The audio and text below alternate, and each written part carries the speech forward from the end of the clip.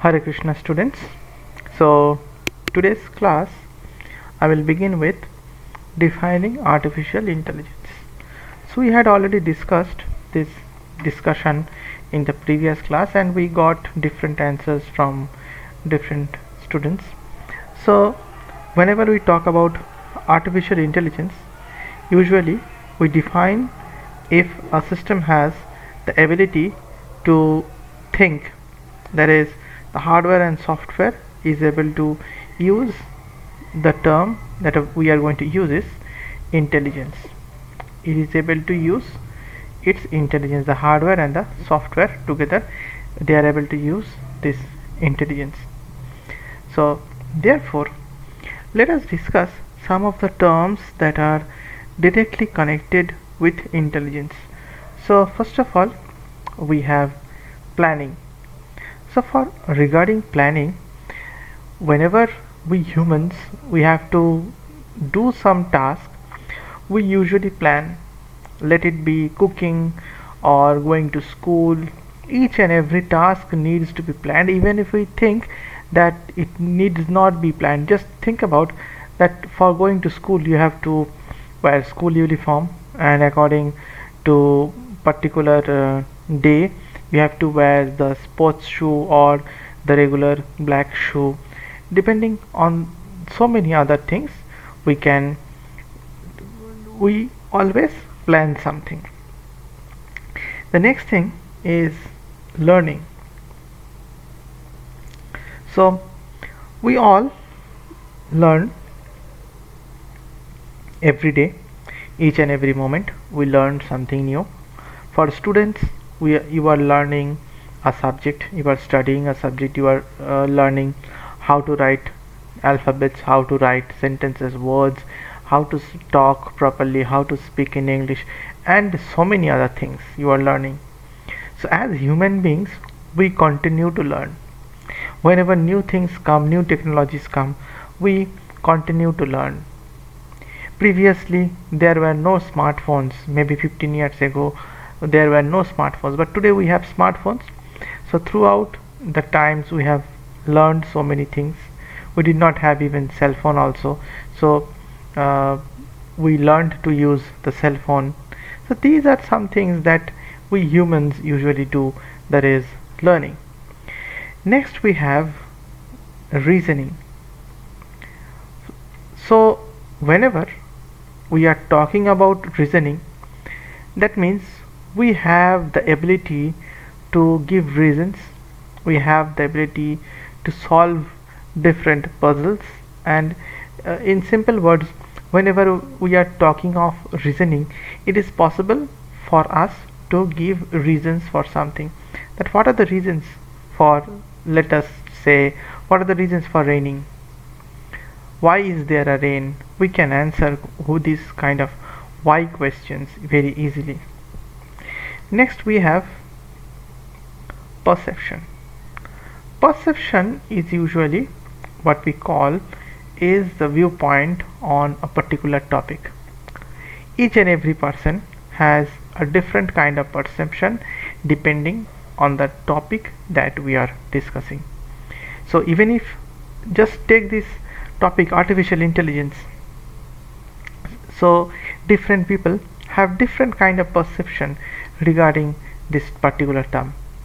Some may say it is robots. This subject artificial intelligence is directly related with robotics. Some may say that there are so many other things, there is programming in this, there is data analysis in this. So different people have different perception about a single subject. Next point we have problem solving. So we are able to solve problems, and if we talk about mathematical problems, we can solve those problems very easily. So it is something that we do on a regular basis. Even not only mathematical problems, we are also able to solve problems regarding our own life through discussions and through many procedures. So it is our task, it is the ability to solve a problem. Next we have is motion, that is movement. Movement from one place to the other. It is very easy for us to move from one room to the other, to move from one state to the other, to go around the world. It is possible for us to move around. So this is something we call over here as motion. Next we have manipulation. Now regarding manipulation, we can manipulate someone else's thoughts by giving a speech. We can let people think that we are thinking for them, whereas actually we are not thinking for them.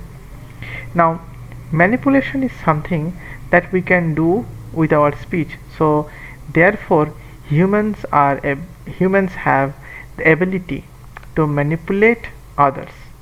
So this is what we call as manipulation. Next is creativity. Humans are creative. They can use different tools and different softwares, different artistic abilities. All these things can be mixed together to make a beautifully creative thing. Now not only in case of computers, but also in in case of writing an essay. If a person is very creative, they can write good essays, they can become good fiction writers. So it is all about creativity. The it is something, it is a talent or skill to create something new. Next we have is social intelligence. So what is social intelligence? The intelligence that we use in our own society to interact with the people that are around us. There is something related with communication. We are able to communicate with each other in a particular society. We talk with each other, we discuss things over phone, we send email to each other, we visit social parties, we do social gatherings, even we are also online in social websites, social networking websites. So therefore we humans are very social. We like to talk with each other, we like to discuss things with each other. So this is something that we can talk about is social intelligence. Next we have knowledge representation. Now what is knowledge representation?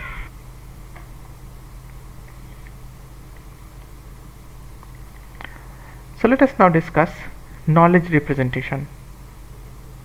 It means the ways we can gather knowledge, such as in tables, in graphs. So how is knowledge being represented? And this is one of the very important fields that we are going to discuss in artificial intelligence, that is knowledge representation. How is knowledge represented to a system or to a machine? Now moving on towards this, that all these systems that we are discussing over here, intelligence, in terms of intelligence, now whenever we want to implement each and every point over here, this each and every point is what it requires is experience. You cannot do a proper plan without experience. You cannot solve a problem without experience. You cannot move around all the places without experience. So this particular thing, all these points that we have over here are something that we really need to work with intelligence. So after we combine each other, and when human beings are human beings are able to master all these things, then we can call a human being as an intelligent human being. So therefore, for a system to become intelligent, they also have to learn all these things, and then only the system can become an intelligent system. Now let us discuss some of the fields that are directly related with artificial intelligence. Some of the terms that we are going to discuss that are directly related with artificial intelligence are: number 1, machine learning. So we will discuss this particular topic in detail, I mean in briefly in detail. Okay, next we have neural networks, and followed by neural networks we have data science. All these three fields are directly related with artificial intelligence. We can say that machine learning is an application of artificial intelligence. What does it do? It provides the systems or the machines consisting of hardware and the software the ability to automatically learn and improve from experience without being explicitly programmed. So these machines will be able to learn from their experience. Now, usually machine learning focuses on the development of computer programs that can access data and use it to learn for themselves. So what do we need to do for machine learning? We have to give them a huge amount of data so that it can process that data, and by processing that data it can learn more and more. And even if it makes mistakes while learning things, it will rectify the mistakes, and after rectifying the mistakes it is going to learn the new things. Now how does this process begins? Means machine learning process. At first it captures the data, examines samples of data are given, such as we can call them direct experience, that is samples of data are directly fed into the system.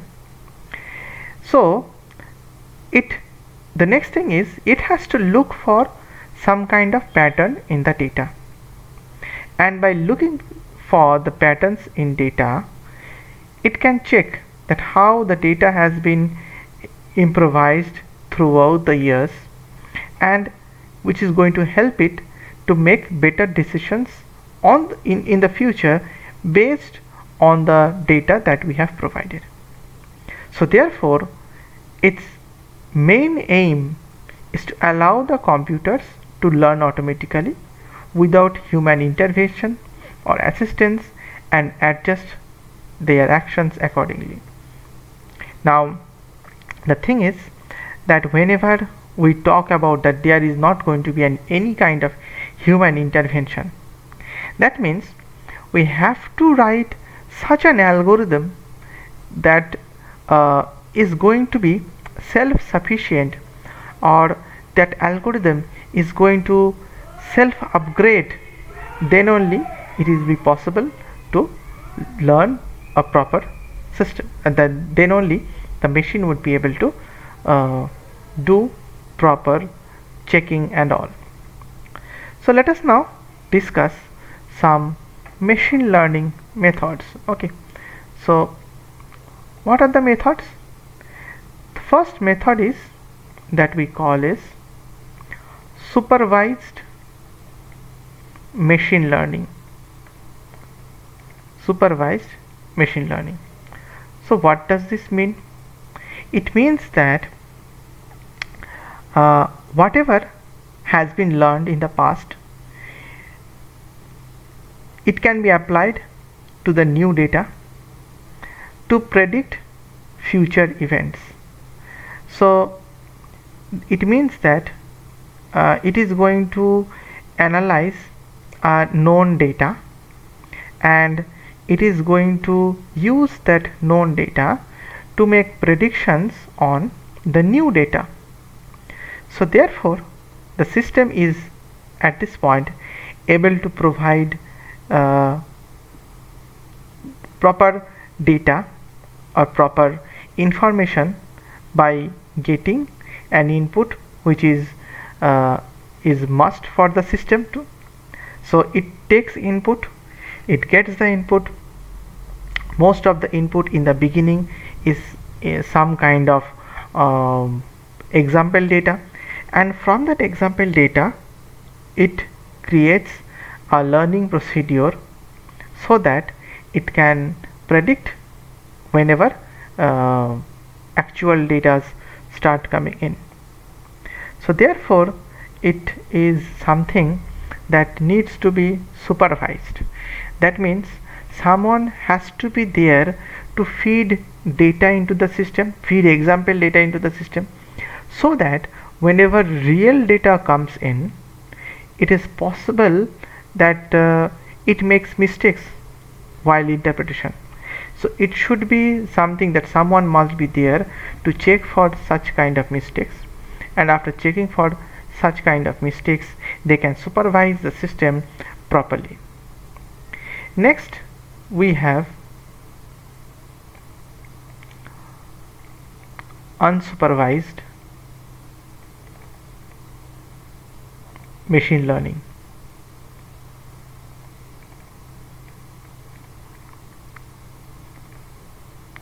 In case of unsupervised machine learning, they use the information is used to train.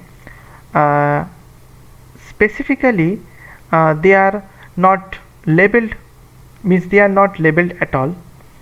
So if this kind of systems specifically target that whether or not a machine is able to identify some hidden structure from raw data or raw facts.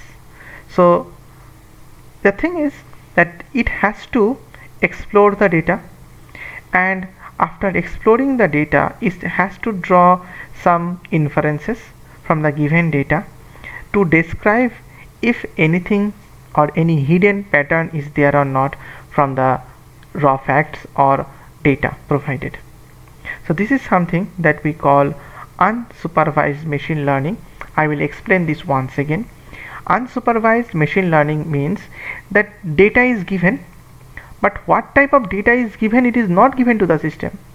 The system has to find out whether or not this what kind of data is given, for what is the purpose of this data, is there any kind of hidden pattern in that data, and then it can provide particular output.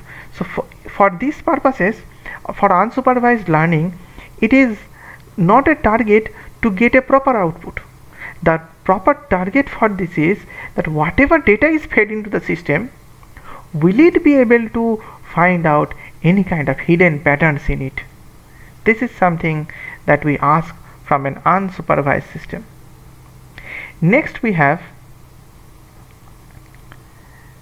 semi-supervised machine learning. So what semi-supervised machine learning? It usually we can understand that it is somewhere in between supervised and unsupervised learning, and in these cases we provide the system with both known data and unknown data for training purposes, and some of the data is known over there, and usually a large amount of data is unknown data is given into the system. So therefore they can the target for this system is to improve the learning accuracy, how accurately the system can learn. Usually whenever there is a semi-supervised learning, there some of the known data is there, and from the known data it can get the learning procedure and get and by getting that learned data, that means after learning from the given data, it is going to use that knowledge to rectify or find patterns in the unknown data. So in simple words, what semi-supervised learning does is that uh, all types of data is given, known data, unknown data, both type of data is given from over here. What this machine does is, from it learns from the known data and uses that knowledge on unknown data to find the given patterns. The last type of learning that we have over here is reinforcement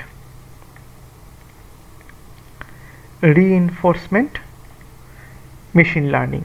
So what reinforcement machine learning is that it usually interacts with its environment, okay, and it constantly asks for feedback that whether or not it has done correctly, whatever has been asked of it, has it done correctly. Now this kind of system I can definitely say is available in Samsung mobile phones, in Samsung's Bixby, Apple's Siri, and even with Microsoft Cortana. These are reinforcement based machine learning softwares, or these are reinforcement based machine learning. What it does is, first of all, you ask it to do something, okay, but instead of doing it, it does something else. So it asks for your feedback. So when you provide that feedback as a negative feedback, what happens is it tries to do that work once more, and once it is able to understand what you actually want, it will do that same task flawlessly when you ask it in the next time.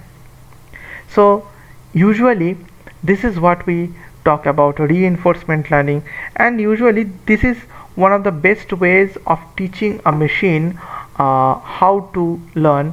And one of the other best ways is supervised machine learning, where known data is given to the system so that it can learn from that known data, and whenever real data starts coming in, it is able to predict properly from that given set of data. So this is what we called as machine learning, where all the machines or artificial intelligence systems are being taught. It has to be taught. We discussed that in the previous class, that for it to become a kind of a system, it has to be taught.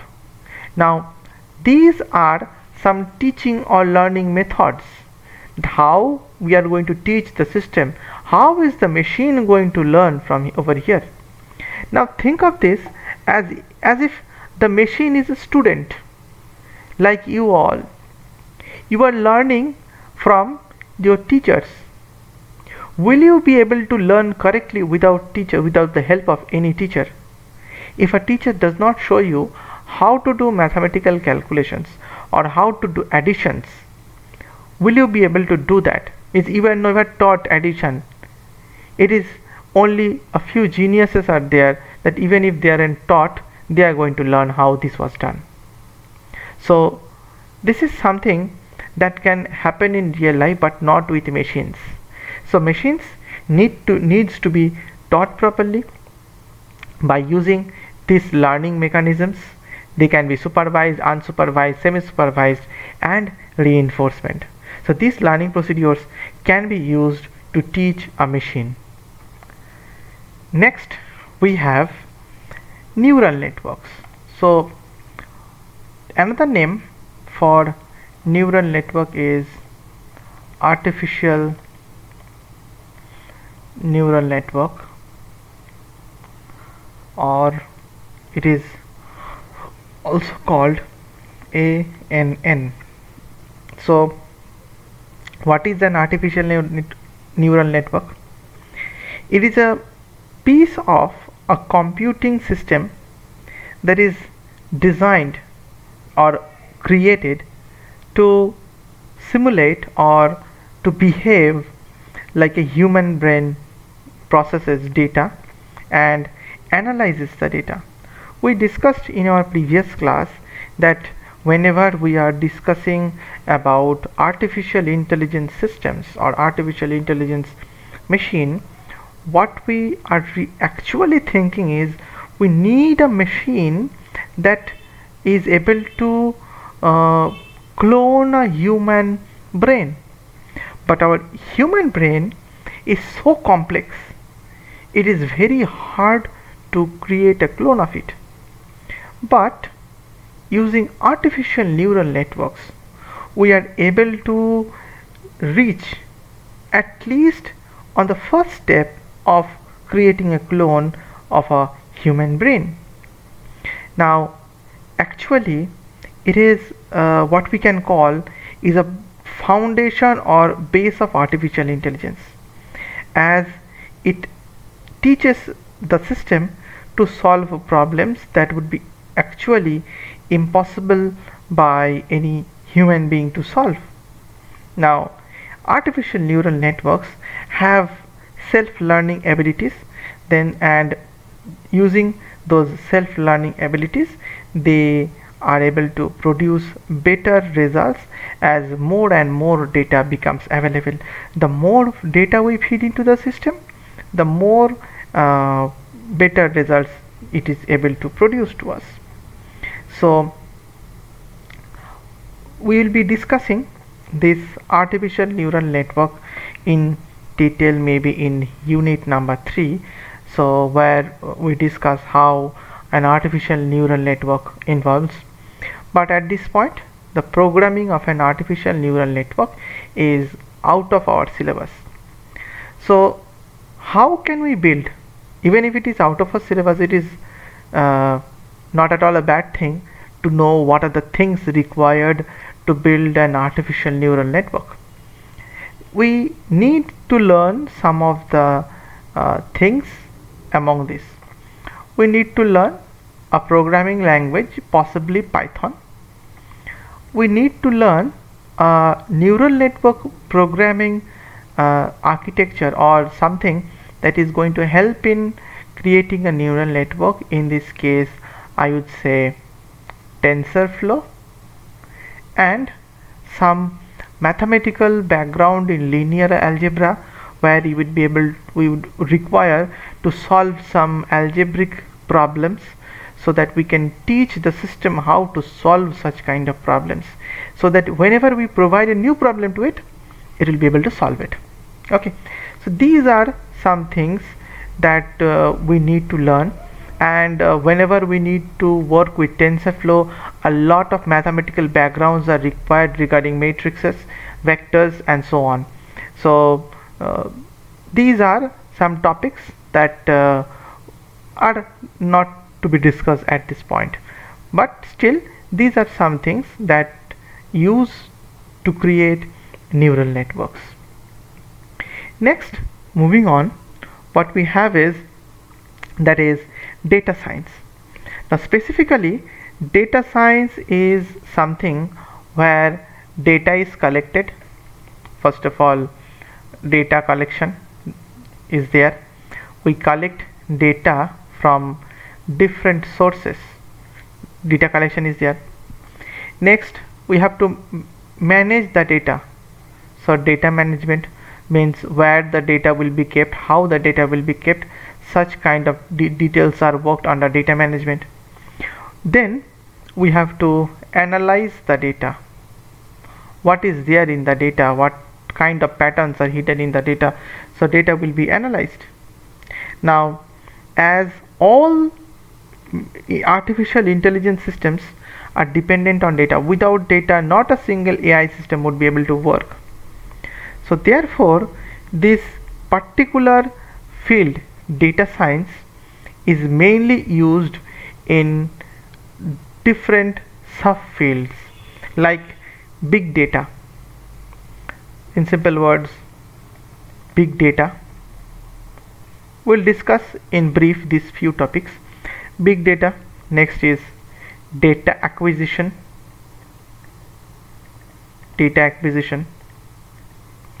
Next we have data modeling. All these parts that I am saying, this is part of unit 2. I'll just discuss about big data, what is big data, and let some few things related to it. Data modeling, data acquisition, these are all part of unit 2, and we'll discuss these things in detail in the next unit. Next, data analyze or data analysis. Next we have data curation. So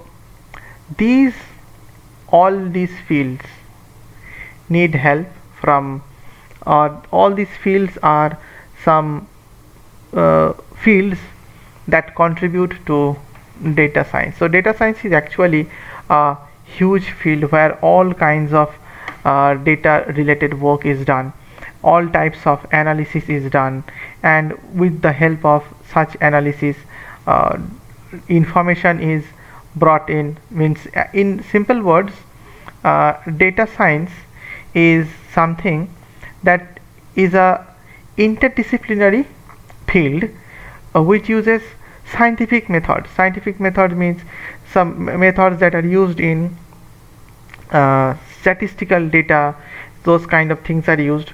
Then algorithms are used, different structured and unstructured data is also used, and some known knowledge is also used to get some information. So usually data science is something that is a very important topic today. Learning data science is going to help a lot of people in collecting the data. This is a huge field, data collection. The term data collection, it seems like collecting the data, but from where are we collecting the data? Are we collecting the data from Facebook? Are we collecting the data from Instagram? Are we collecting the data from WhatsApp? What is the source of the data? There are huge ways and huge methods to collect such kind of data, and after collecting the data, what to do with that data? Where to store such kind of data? So whenever we have this thing, that is a huge collection of data or a huge volume of data, we call that a big data. And with time, that data is going to grow exponentially. So today it might be 2, then next 4, then 8, then 16, then 32, then 64. It is going to grow exponentially. So in actuality, big data is nothing but a huge collection of data. So the data over here can be a structured data. Inside the big data, data can be structured, that is put into tables, put into matrices, put into vectors. It can be semi-structured, and there are different data structures such as lists, dictionaries can be kept in that way, or it can be completely unstructured where data is not structured properly. So in all these cases we have big data, and big data helps us to create proper models, to analyze and curate the data. Okay, so if anyone asks you that where is big data used, big data is used in so many industries, and it collects data from so many sources and gives us a proper overview of data in simple ways.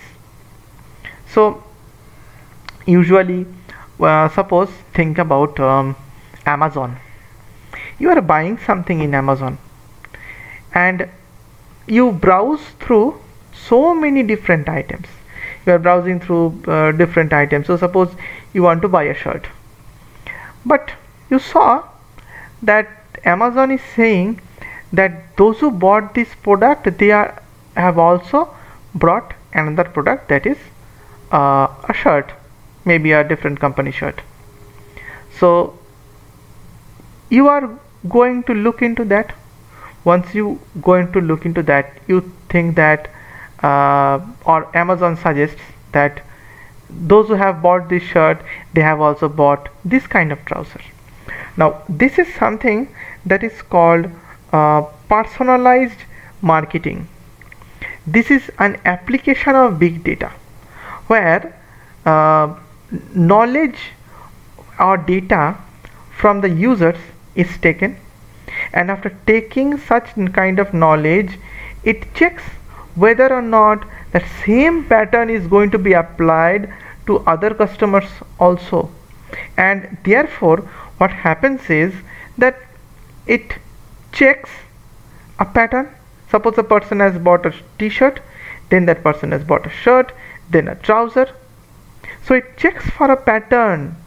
After checking for this pattern, it tries to apply this marketing pattern to a different person, and it makes our marketing or shopping personalized. So if you check your own Amazon homepage, your Amazon homepage will be different from another person's Amazon homepage, because they have a choice of different products. So therefore they will get some kind of suggestion. You have a different kind of choice, you will be getting a different kind of choices. So this is something that is done using big data. That means it is a applicable field of big data. So at last we have one more field to discuss about, that is robotics. We have not yet discussed about this particular topic, that is robotics. So usually when we talk about robots, we have to combine both hardware and software. Not only the software will be working alone, the hardware is also there. The software will be guiding the hardware what to do and what not to do. And usually whenever we are talking about robotics, it is a field where we construct robots as well as we program robots. So in this case, robotics is not a single field where only software is programmed for software experts, by software experts, but we also need electronic system experts who are able to use those electronic devices properly, and they also know how to program those electronic devices. So robotics is such a field where a person has to know electronic work as well, how a motor is working, how those electronic chips or integrated IC chips they are working. So they have to know these particular things, then only they will be able to program those chips properly. If they are unable to program those chips properly, then creating a robot is just of no use, because a robot is going to do something, some task. Maybe just think about lifting a bottle and keeping it again. So therefore we have to give it some instructions, right? It has to move the hand forward to the bottle, it has to sense the bottle. That means how is it going to sense? It has to use some sensors, and those sensors needs to be calibrated properly so that after holding the bottle it does not break the bottle by applying too much pressure. So therefore from there it has to understand, after touching the bottle, whether or not this bottle is a plastic bottle or a glass bottle. So then only it can apply proper pressure in different points so that it can keep hold of the bottle properly.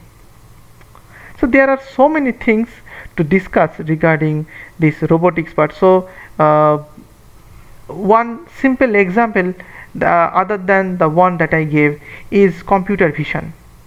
Now what is computer vision? Computer vision is a field of artificial intelligence where the robots or the artificial intelligence system is able to identify their surroundings. So in these cases, whenever it is able to identify the surroundings, it is going to understand what is there.